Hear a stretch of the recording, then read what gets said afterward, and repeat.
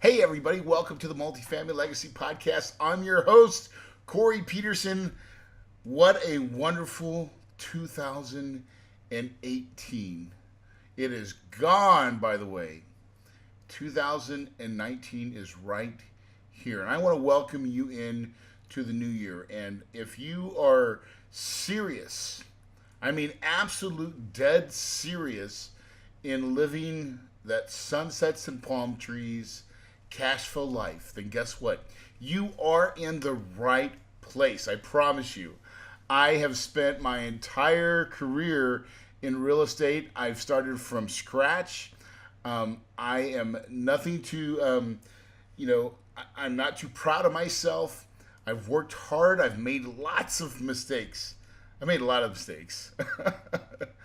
um, but I've managed to figure some things out.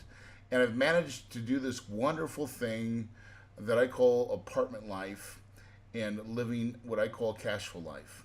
And I just wanted to give any encouragement to anybody listening right now that if you're a doctor, a dentist, a working professional, you're tired of the hustle and grind of everyday work, and you want more, you're in the right place. If you're a wholesaler or a fix and flipper or in doing single family deals and you want to not do that each and every day to start from zero, you're in the right place. I created this podcast because it was my way to give back, to leave enough breadcrumbs so that you can find your way in this crazy thing called multifamily apartments. All right, so we're getting ready to start episode 57, and it's the University Crossings case study. This is going to be part two. Before I get there, though, I want to give a quick little shout out to my favorite little thing, which is iTunes reviews. So, Budget Ballers, November 20th left me. The information you get from Corey is top notch. Take every bit he gives and save it because it's 100% real. Once you start, you won't stop, and I can't wait for the next podcast to come out. Hey, Budget Ballers, I love it. Thank you so much for that 5-star iTunes review. It means a lot when you guys get out there and you give me reviews. Any review is okay. I don't care if it's 5 stars, 3 stars, 2 stars, or if you just downright think I suck. That's okay too. But I do appreciate it when you actually take the time to get out and leave a review. I think we have 104 reviews total currently. So that does mean a lot. It means that you guys are paying attention, and I'm engaging enough to make you want to go out to iTunes. So thanks a lot for that. And as a gift for anybody that's listening right now, we're talking about new decisions, new things that you want to do. If you have not done so, you've got to go down to Kahuna Wealth Builders, kahunawealthbuilders.com, and on the first pop-up that comes up, download or opt into my Quick Start Workshop. This is a great video series that you're going to get of how to find deals, how to raise private money. It's really juicy. I actually have a lot of bonus videos that I give out, and I think you'll really find that a great place to start your journey. And we want to get to know you. We also have a Facebook page. So if you want to get on our Multifamily Legacy podcast page on Facebook, leave any questions that you have there. We look at that, and we will answer any questions that you have in the multifamily space. So in last week, we were talking about like kind of the ups and downs of real estate, how it doesn't always go right. And, there's a lot of things that happens that is truly out of your control, and we try to control as much as we can.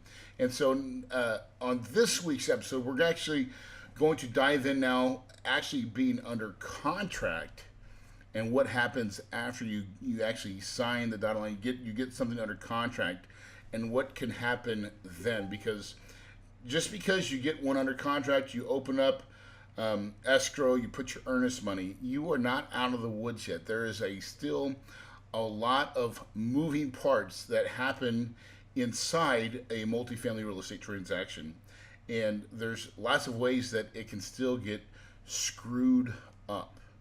And I'm not trying to scare anybody here. I'm just trying to be honest with you, because real estate, this multifamily game, it's just different. It's a lot of fun to play, But so here's what happened on University Crossing. So we go under contract. Now, every time when we go under contract, one of the first things that we're going to do is we're going to establish a site visit. We're going to go do our due diligence on the property. Now, for us and for me, I normally spend around $10,000 to $12,000 to do a due diligence. I bring a team of people. We show up.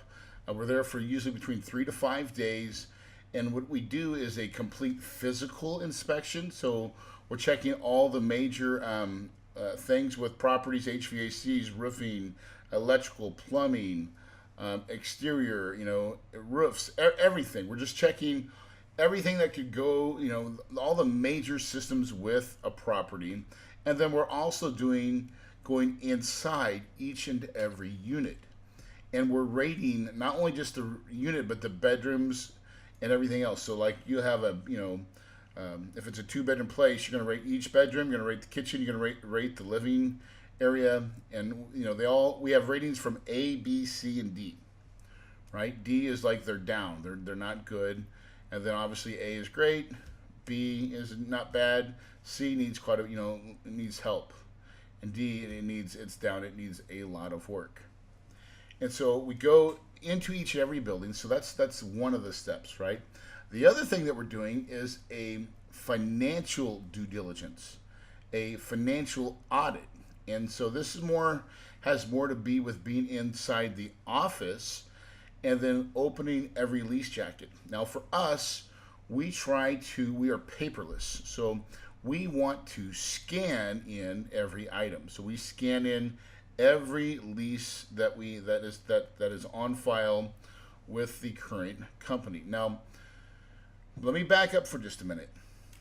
We don't even go to due diligence, right, until the seller has delivered all the required items on our purchase and sell agreement. So remember, we have that LOI.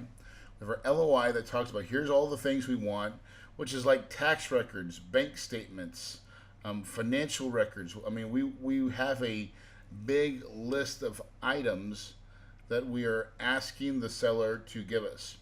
And now, this is a big little secret. It usually doesn't start, our due diligence does not start until they have delivered it. And not only delivered it, but we have to sign off and say that they have delivered all items. Now that's very important. Why is that? Because sometimes sellers get seller's coma. You're going to hear me talk about seller's coma a lot in this episode, because I swear it's happened to me on the last 3 deals where the sellers are unmotivated. And so what I mean by that is that they've got to give you all the details. And man, people, that is like for some operators, giving all the details is like pulling teeth. And why is that? Because they're probably not good at record keeping. A lot of times, some owners that are like self-managing, they're horrible record keepers. And so they have to really go out and try to find and dig this. And it is a tough job for them to get all that information in. So that's kind of a process in itself. And it's not always the greatest for them, right? So it's like pulling teeth. The other thing is that sometimes sellers are reluctant because they're hiding something, right? And so we just like tax statements, tax returns. We had one seller wouldn't give us a tax return. We're like, listen, we're not going to buy it unless you give us a tax return. Why? Well, you don't need my tax return. Well, what are you hiding? Right? It shouldn't be a big deal. I give for tax returns when I sell my properties. No, not a big deal. Not a big issue. So whenever a seller is trying to withhold, and this is like basic data. This is really, when you're buying a property, you are buying its income stream.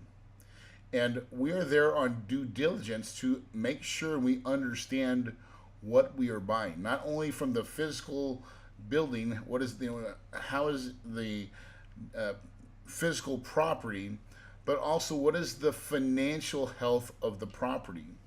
Are people paying? Do they, how many tenants do they have that are non-paying tenants, right? They're just sitting there.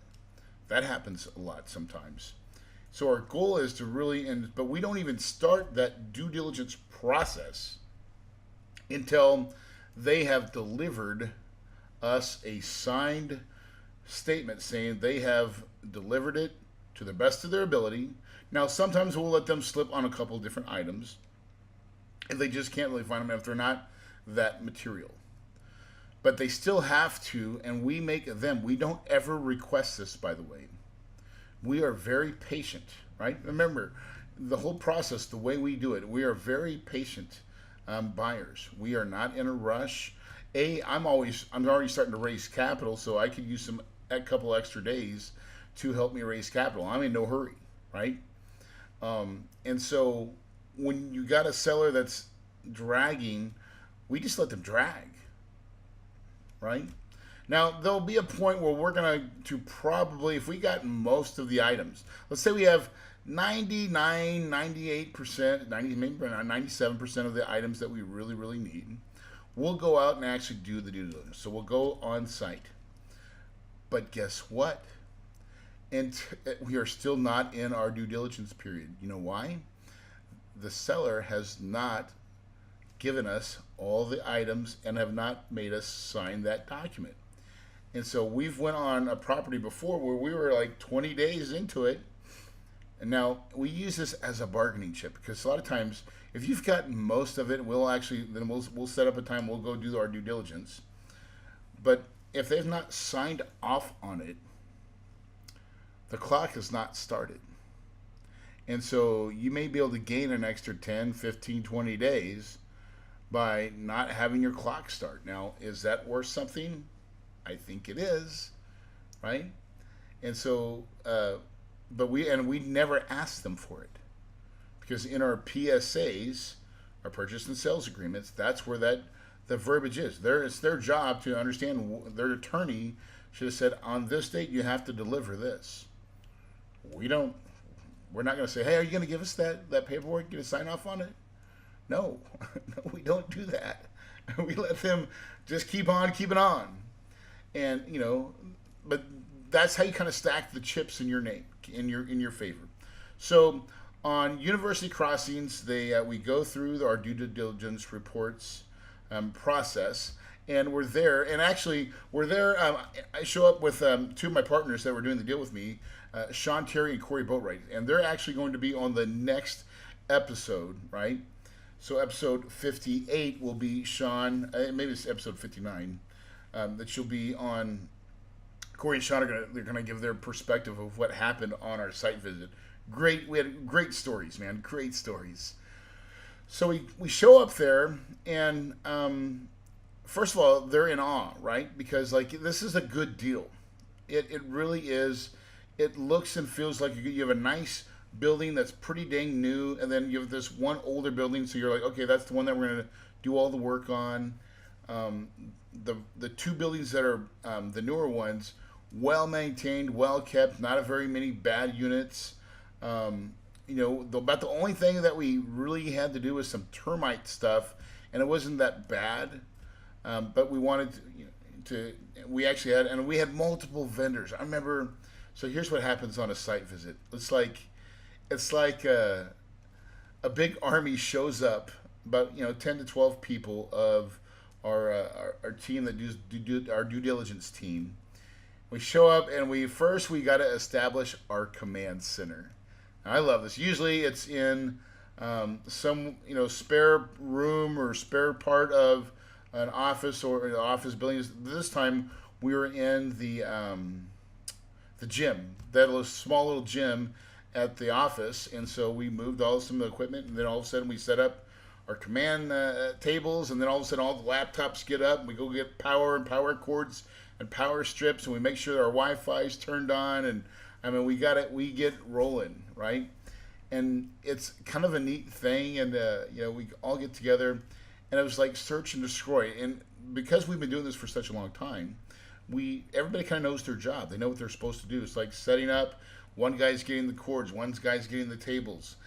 All this stuff is kind of like miraculously happening. And then all of a sudden, everybody's starting to work. We're calling up vendors. We're calling up multiple vendors to come do our inspections, right? So we want a roofing inspection, the HVAC, electrical. We are hiring outside contractors to come in and look. And so, but even how we deal with those people, right? So, Mike Heckman is in charge usually of my due diligence. And one of the things that I love what he does is when we ask these contractors to come in, we're saying, hey, listen, right? We've been around the block a little bit. Okay, you're not going to fool us. So let's be smart. But what we want you to do is look at, like, this is for an HVAC person. We want you to go look at all our HVACs. That's our air conditioners, right? And give us a true assessment of what is the general feel of them, right? And how many needs to be replaced right away. We want your real honest opinion. How many are up to be, that you think are going to go down in a year? What is is any like handyman hacks on them? Is wiring done improperly? Because sometimes maintenance techs can start like bypassing circuits and trying to, make these HVACs doing a handyman hack job, and we want to know, right? And so, but it's with the intent of, but do not think we're stupid, and we'll know, right? Because we've been doing this a long time. And so then we send this guy out, and then he's doing this work, and honestly, he's doing it for free because he's hoping that we will then fix any of the deferred stuff. And we're asking him for a do not exceed bid. Meaning, if you're going to err being conservative, make sure you give us a bid that you do not have to come back and ask us for more money. But we're holding you to it. We want you to be fair. We want you to be upfront, and we don't want you to think that you're just going to get rich off of us. And we give each and every vendor those same instructions. Now, why is that important? Okay. Now, I always like saying in a negotiation, everybody goes in with a gun, but no one has any ammo. But the ammo is in the room, right? And you get the ammo from the other side. And so as we're having our vendors go out and they're doing all these reports, and we're finding all this ammo. Hey, you've got this many HVACs that are down or that are almost dead. Do you think that we can take that back to the seller if we have real data with bids and a professional contractor saying, hey, these roofs are at the end of their life. Like they're not, you have maybe 1 or 2 years left on these roofs. Is that material? Well, hell yeah, it is. So we would take information like that saying, hey, listen, you said, you're selling this property.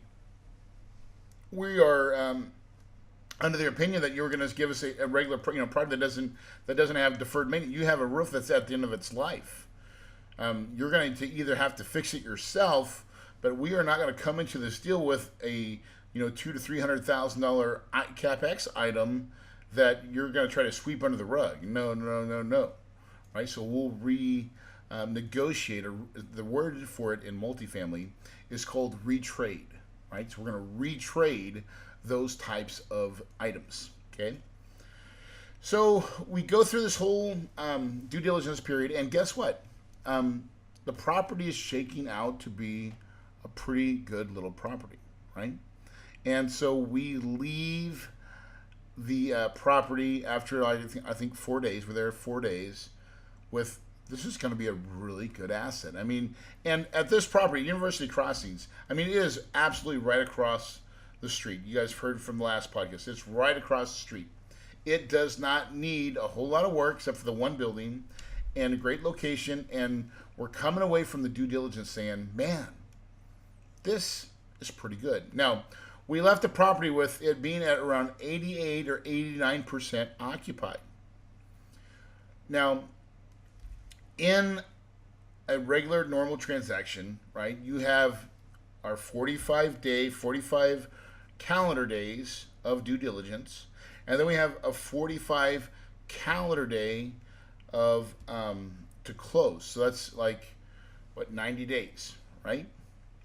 Well, we go in and by usually about the 20th day we get like our reports from the due diligence that we did, and everything is looking pretty good. It is at this point that now we have to engage a lender. Okay, we have to get a loan for these properties. And normally, right? So normally on anything that's less than 90%, you cannot get a Fannie or Freddie loan. To get the best type of financing, Freddie or Fannie, you have to be at 90% occupancy or better. But sometimes you can get an exception, right? So we had gotten an exception on this property because we were already at 89% occupancy. Okay? And it's not just occupancy, it's also the financial health. I mean, your financial occupancy needs to be around 89%. Like you need to collect most of the money. And I want to say that number is really 90%. 90% collections, okay? Like getting real money in the till. And so we were right on the bubble with this property because it was like kind of touch and go, but we're like, hey, we think and we believe that if you guys will maintain this place, we can get our Freddie and Fannie loan. And so that's what we said. We're like, okay, that's great. It's at 89%. Now we get this property under contract during like March. So we got March, April, May, right? And then June, July, August. August is when the school starts. So we're going into now close to like June. I want to say it's June, and normally we'd be ready to close. But here's what happened. So here's what went wrong on University Crossings. So we secure our financing with Freddie. We put $20,000 for an application. We start the process. A couple weeks before we are getting ready to like get into our closing period, we're asking the seller to give us the latest financials, right? And we had already started requiring this information, but it was all of a sudden it didn't seem to show up. It was getting really slow in showing up. We're like, what's going on? What's going on? And so comes down. They're at like 86%. They'd let leases go and not released, and they were at 86% occupancy. Well, guess what? We had an exception to 89, but not 86.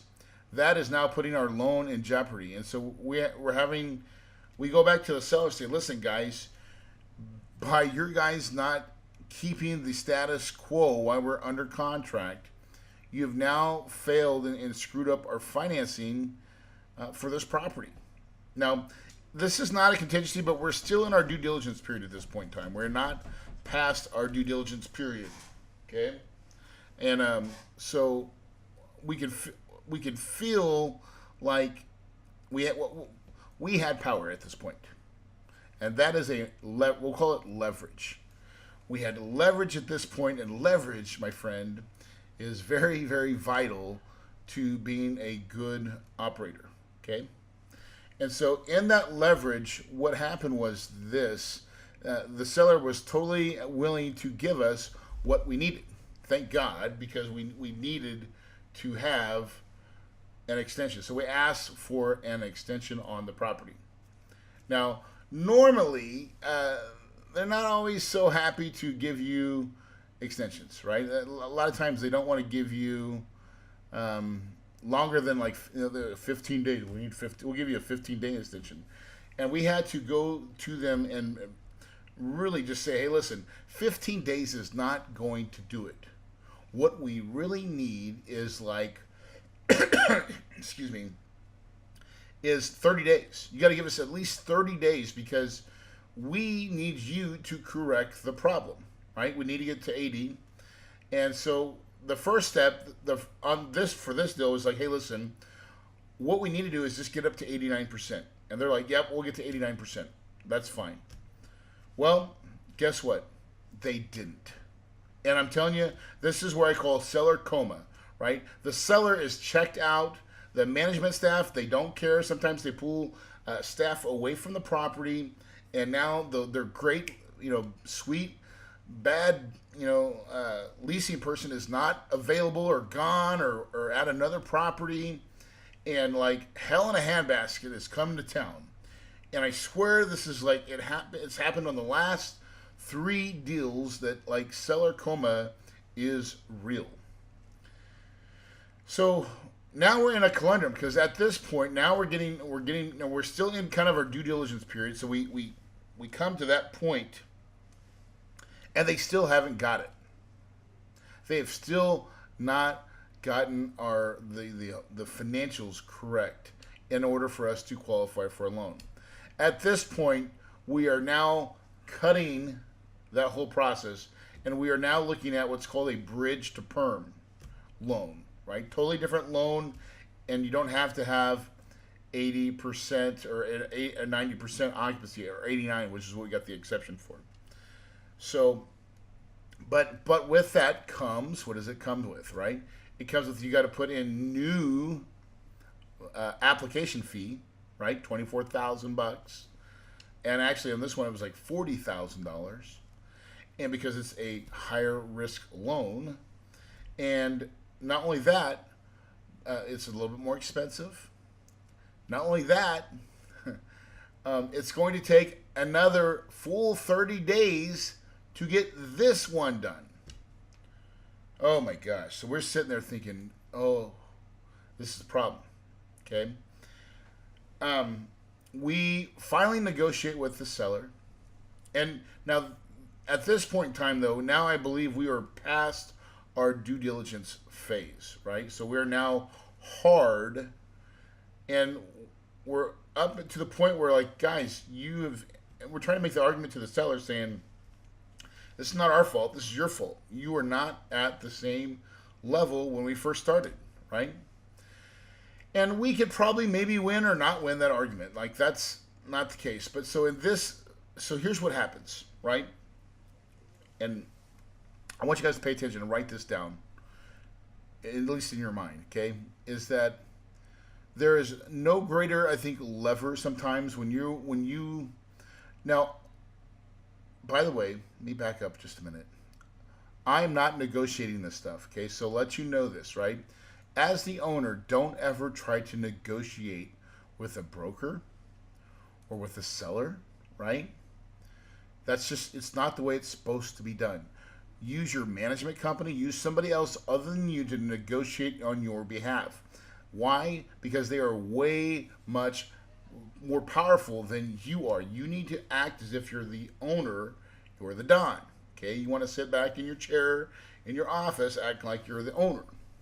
And owners don't get involved in too much of the stuff. Okay? You have your minions, call it your minions, to go out and do all that work for you. So they're negotiating all the emails. Now I get CC'd on all the emails and communications, but I'm usually not the one talking. I let people talk for me. Now, the only time that Corey Peterson talks is for one or two reasons. Either I got to play bad cop, or you get to play good cop, right? It's one or the other. And I don't like to play bad cop, right? And you only play bad cop when you have so much leverage. So much leverage. And honestly, it's better not to ever play bad cop, right? And sometimes you have to play what I call deal maker. You got to be the deal maker. And so on this particular case, what was happening is like everybody's frustrated at this point now. We've had 2 extensions, really because of the seller, right? Not because so much of us. We're ready, willing, and able to buy the property if we can get funding. And that is a direct component of them not having it leased up properly like they did when we first went under contract. Because when we first went under contract, they were at like 92%. And they went from 92 all the way to 88 to like 86. And it wasn't looking like it was going to get any better. So at this point in time, we're trying now to get our 3rd extension. Okay? By the way, on one of the extensions, we just exercised. So on our 2nd extension, we just exercised for $20,000. I get a 30-day extension. So we exercised $20,000. Like boom, that one's on us, right? But so now I used my kind of get out of jail free card. There's no more extensions. And to get this third one, it is now we've so the buyer thinks that we can't buy the property. Like, I don't know why, or the seller thinks that we cannot buy the property. Now the broker knows us, right? And we've demonstrated that our efficiency. We actually even sent a representative from our management company to there to verify, because we were having such a hard time with communications. And this happens a lot when the seller's management company is not communicating with us. I don't understand why, but like, and maybe it's just because we are on it. We are on it. That they just don't want to talk to us. I don't know why, right? And like, they don't want to give us reports that are standard reports. Like, give us our current rent rolls. And so here's what was the problem is this was a student housing project. It is now August, and what we were asking for was for pre-leases. How many pre-leases do you have? Now, what is a pre-lease? It is a lease for a unit that is not ready yet. So it's got to be like kind of signed or like something documented, because it's not it's pre-leased. Now, just because now what they were counting were approved applications as a pre-lease. And the reason in the student housing, the word pre-lease means, hey, listen, you've got to have a lease signed for the next school year, right? How many? Because they all come due at like one time, and it's just a lot of units, and so you've got to make sure that you have this process. And banks are lending money based on that, because that's the one time in the year that everything happens, and it's got to happen right. Okay, and so this is a weird time, and the seller was not. They were lying to us. They were absolutely lying. We sent, because we couldn't get a right. We're getting like different answers from everybody. We sent a representative to the property, and they're like, they don't have anything. These are not signed. These are not pre-leases. These are approved applications. Well, approved applications don't mean a whole lot. Like, they don't mean a whole lot at all. And so that was a problem, right? Now, we still think this is a great deal, and it is a great deal. But at this point, we're like, okay, we've got to get the seller to give us one more extension, because we are now going from a Fannie loan to now what is called a Bridge to Perm loan. That's going to take another 30 days, but truly 45 days. 45. It takes really 45 days to close any stupid loan. Okay? So one of the tactics you'll need to use when you get to this point, this is when you put on your deal maker hat, and then you call the broker. We called the broker, and now I didn't call the broker. My representatives, my management company, called the broker and I was on the phone. But we said, hey, listen, we want to request a phone conversation with the seller. And like, he had to, we had to give him the whole story of why. And a lot of times you have to have a story. You have to understand the angle, and you're framing it up in the right way so the broker can give the story back to the seller and make it make sense. The broker's got to believe in it, so you can go back to so he can go to the seller and arrange it and get us all in play. Okay, that's what we're doing. So we're like, hey, listen, here's what's going on. It's this, and this, because he's not give us.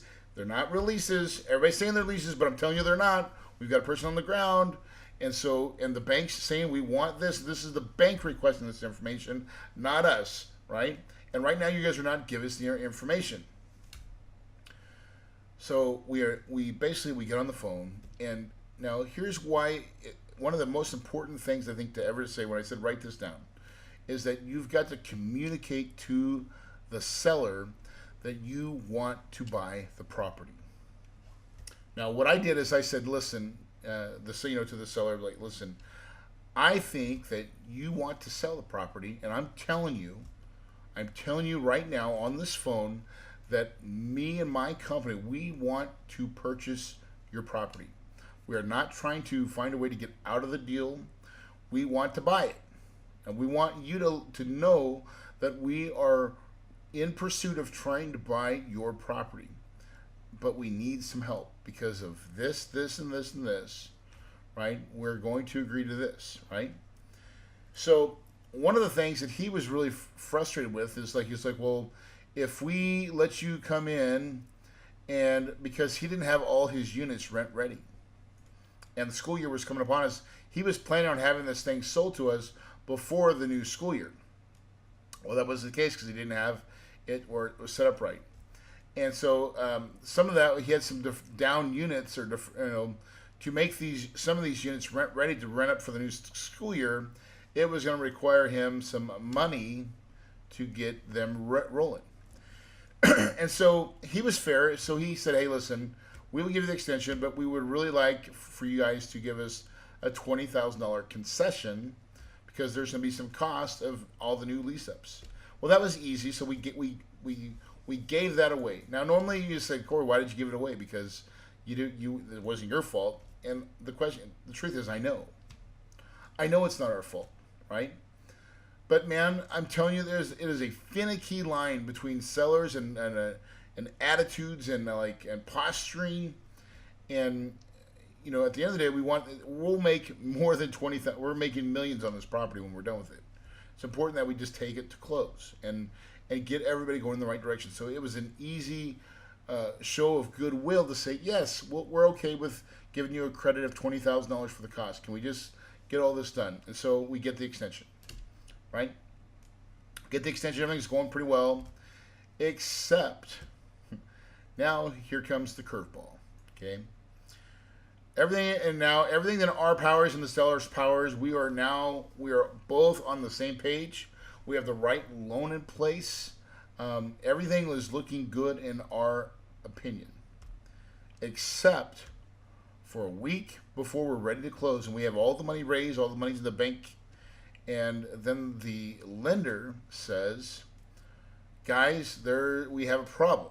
The lender, not us, not the seller, the lender says, we are not ready.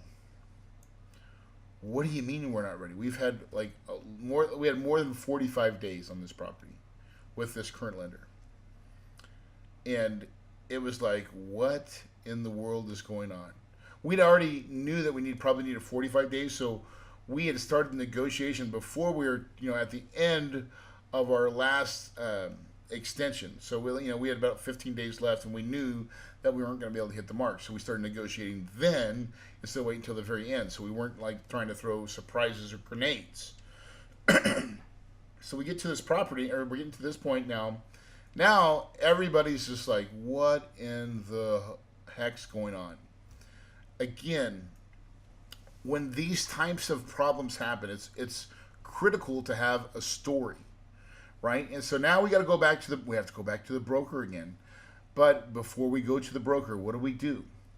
We requested all this documentation from our lender. We actually went up almost to the president of Arbor Financing, and we got them to send us a letter saying that they had screwed up. They had one of their junior persons in their office. He went on vacation or something. He just flat out dropped the ball and had not got the processing done like he was supposed to be doing. And they totally admitted that it was their fault, and that that the loan looked good. They were going to accelerate the whole process, but they were still 2 weeks away from truly being able to close the loan.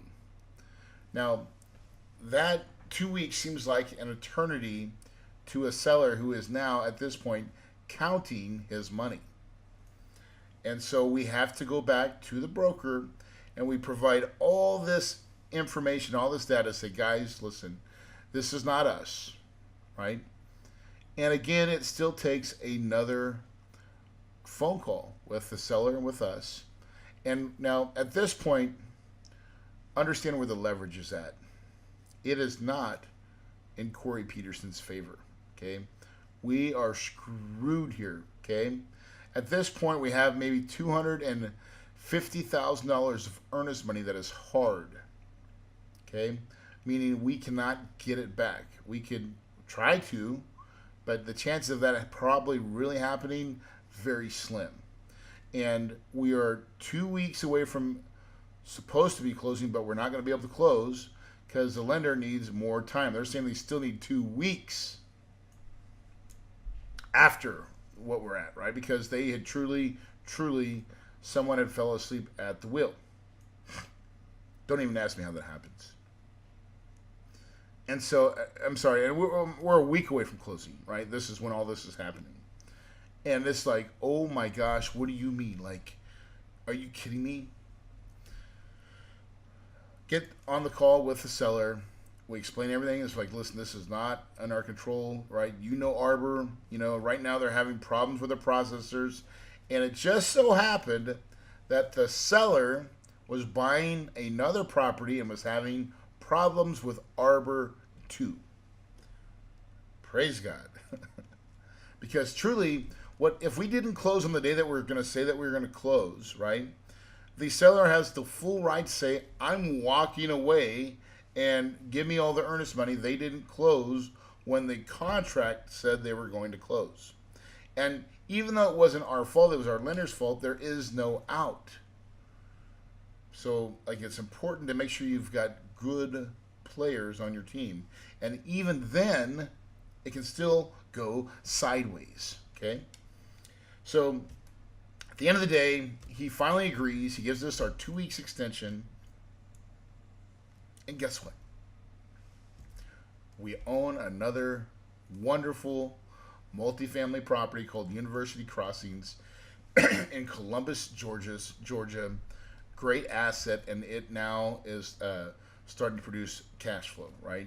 It's not going to make a lot this first year because we are now inheriting all those leases that were made in August, and a lot of times those are year leases for the whole school year. So we're now coming up to our spring semester, which we're going to try to get some more leases for spring, and then we're going to try to do all the repairs to that older building so that by next fall we can have everything rent ready and filled up completely.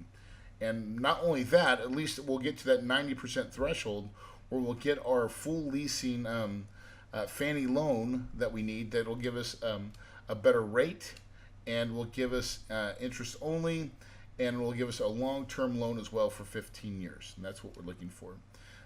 That is going to be a great property for us, and it'll start cash flowing really well. And again, so guys, there is University Crossings Part 1, Part 2, and next week you're going to hear from Sean, Terry, and Corey Boatwright, and me. We're going to all be together, and we're going to talk about this property.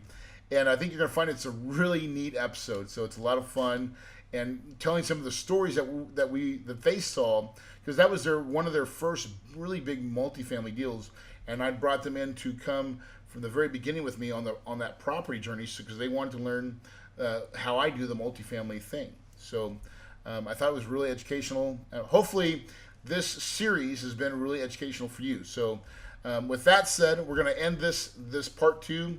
Part 3 will be next week. As always, guys, you know, it's a new year. Gosh dang, what a great time to set some new goals, to set some new ways of doing things and new ways of thinking about things. Don't go for the short money. Go for the long money, man. Go for long-term apartment life, cash flow. Just do it for the cash flow. It takes a little time to get, but dude, when it starts coming in month and month for work done one time, let me tell you, that will change you. It'll change you forever in a good way. It gives you more time and money, because most of us are searching for those two things, time and money. Let this year be your year. Make some decisions to be great. Go out there and pursue it, because if you believe it, you can achieve it. And your paradise is possible.